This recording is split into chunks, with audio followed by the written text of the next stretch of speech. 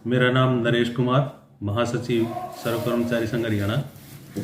इस आज की प्रेस कॉन्फ्रेंस के माध्यम से हम ये कहना चाहते हैं कि 4 फरवरी को रोहतक में एक बड़ी रैली सर्व कर्मचारी संघ हरियाणा करने जा रहा है और रैली के सामने हमारे जो मुख्य मांगे हैं, इस सरकार का ये दूसरा प्लान बीतने जा रहा है, लेकिन जो कर्मचारियों की समस्याएं हैं और जो जन सेवाओं के ये विभाग हैं, इन विभागों की जो हालात है उसके ऊपर सरकार गंभीरता से कभी भी कोई बातचीत करने का प्रयास नहीं किया है।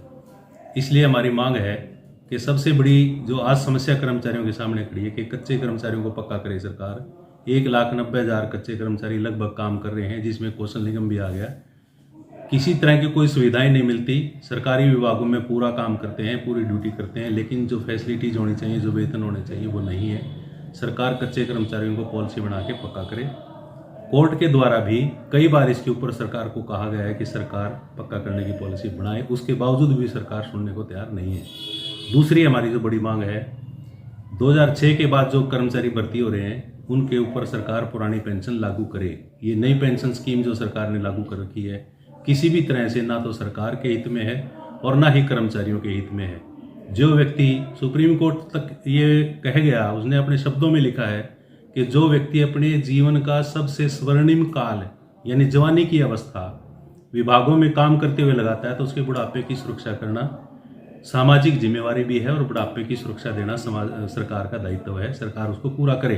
उसके बावजूद भी सरकार एक तरह से अड़ी बैठी है कि पुरानी पेंशन हम नहीं देंगे। तो हमारी दूसरी बड़ी मांग है कि सरकार फौरी तौर पर तुरंत पुरानी पेंशन प्रणाली को बहाल करे। इससे अगली हमारी एक बड़ी मांग है, जो कौशल निगम सरकार ने बना दिया है, ये एक तरह से अस्थायी भर्ती का स्थायी प्रबंध कर दिया। संभावना ये है कि आने वाले समय में रेगुलर भर्तियां सरकार बिल्कुल बंद करेगी।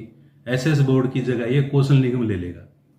यहां तक कि तहसीलदार लेवल तक एसडीएम, जेई, एसडीओ, कितनी तरह के लोग कौशल निगम से भर्ती होकर आने लग गए। इसका मतलब है कि आगे से रेगुलर भर्तियां सरकार बिल्कुल बंद करेगी। सबके लिए कच्चा रोजगार ही होगा। जो बच्चे पढ़ लिख के आते हैं, जोर लगा के पढ़ते हैं, माँ बाप कितना खर्चा करते हैं पढ़ाने के लिए, उनके लिए कोई रेगुलर रोजगार बचेगा नहीं। तो हमारी मांग ये है कि इस कौशल निगम को सरकार बंद करे और जो खाली पड़े विभागों में पद हैं, 2.5 लाख पद तो खुद मुख्यमंत्री साहब मानते हैं विधानसभा में कि 2.5 लाख पद विभागों में खाली हैं, उनके ऊपर नियम से नियमित भर्तियां सरकार करे। इससे अगली जो हमारी बात है वो है ये जो ऑनलाइन ट्रांसफर पॉलिसी सरकार ने बना रखी है, इसका कोई फायदा नहीं है। कर्मचारियों को एक जगह से दूसरी जगह बदल दिया जाता है। सरकार को बिना मतलब ईटीए देने पड़ते हैं और जो कर्मचारी अपनी एक तरह से एडजस्टमेंट बनाए हुए किसी तरह से घर के नज़दीक, उसको भी खामखा की परेशानी होती है। ऑनलाइन ट्रांसफर पॉलिसी की बजाय सरकार आवेदन पर आधारित, कोई कर्मचारी अगर एप्लीकेशन देता है कि मेरी बदली यहाँ से यहाँ की जाए, उस पर आधारित बदलियाँ सरकार करे। ये तरीका अपनाए सरकार इसके अंदर। इसके अलावा वेतन विसंगतियाँ हमारी पीछे से खड़ी हैं। पिछला वेतन आयोग जब लागू हुआ, कुछ वर्गों की, कुछ विभागों की वेतन विसंगतियां खड़ी हैं। सरकार उन वेतन विसंगतियों को दूर करे, ठीक करे। और अब 8वां वेतन आयोग आना है आगे, उसके लिए हमारी लंबे समय से एक मांग रही है हरियाणा के कर्मचारियों की कि हरियाणा का अलग से वेतन आयोग गठित होना चाहिए। पर कैपिटा इनकम में पूरे देश में आप ठीक ठाक हैं, उत्पादन में ठीक ठाक हैं, तो इसलिए अलग से हरियाणा का वेतन आयोग गठित होना चाहिए। ये हमारी एक मांग है। इसके अलावा और भी हमारा 15 सूत्रीय पूरा मांग पत्र है सर्व कर्मचारी संघ का, वो हमने सरकार को भेज रखा है। सरकार उस पर बातचीत करे और चुनाव से पहले हमारी इन मांगों का समाधान करे। इसलिए इन मुद्दों को लेकर हमने ये रैली 4 फरवरी को रोहतक में रखी है। अगर सरकार इसके बाद भी नहीं सुनेगी तो 16 फरवरी को एक राष्ट्रीय हड़ताल बड़े स्तर की होने जा रही है पूरे देश के अंदर, जिसमें कर्मचारी, मजदूर, किसान, व्यापारी सब लोग शामिल होंगे। तो हम अखिल भारतीय राज्य सरकारी कर्मचारी मांग महासंघ के आह्वान पर सर्व कर्मचारी संघ हरियाणा इस हड़ताल में भाग लेगा और इसको पूरी मजबूती से हम करेंगे।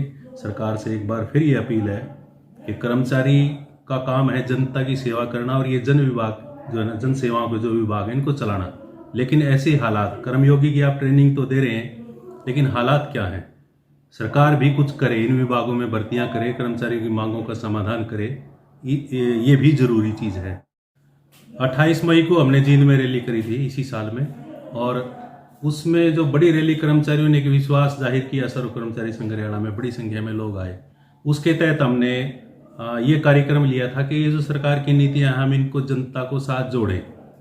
इसलिए हमने प्रोग्राम लिया था कि हम 90 के 90 विधायकों के पास गए, अपना मांग पत्र लेके उनसे जवाब मांगा कि हमारी मांगों के ऊपर आपका क्या कहना है, क्योंकि विधानसभा चलाते तो 90 लोग हैं, अकेला मुख्यमंत्री नहीं चलाता। उनसे हमने जवाब तलबी की। उसके बाद जो जिला परिषद के मेंबर हैं, पार्षद हैं, नगर पार्षद हैं, सरपंच हैं, हम सबके पास गए। लोगों ने जब कौशल निगम के बारे में सुना कि आगे से रेगुलर भर्ती होगी ही नहीं, ये केवल कर्मचारियों का मुद्दा थोड़ी रह गया, ये तो पूरी जनता का मुद्दा है, सबके बच्चे लगने हैं, नौकरी कोई बचेगी नहीं सरकारी। तो लोगों ने अप्रिशिएट किया और ये कहा कि हम आपके साथ हैं, आपका समर्थन करते हैं। उसी की कड़ी में हमने फिर ये रैली अब आगे रखी है। अभी आपने 4 फरवरी में PFRDA बिल का रद्द होना जरूरी है, वो सेंट्रल सरकार से होएगा। अगला वेतन आयोग गठित करने की बात है, हरियाणा का अलग से तो हो सकता है, लेकिन केंद्र करेगी गठित। तो कुछ मांगे ऐसी हैं ना, जैसे विभागों का निजीकरण की पॉलिसी है, सरकार निजीकरण की पॉलिसी को रोके, बंद करे इसको। ये मांगे सेंट्रल लेवल पे और पूरे देश लेवल की हैं, इसलिए फिर ये राष्ट्रीय हड़ताल है, उसमें हम भाग लेंगे।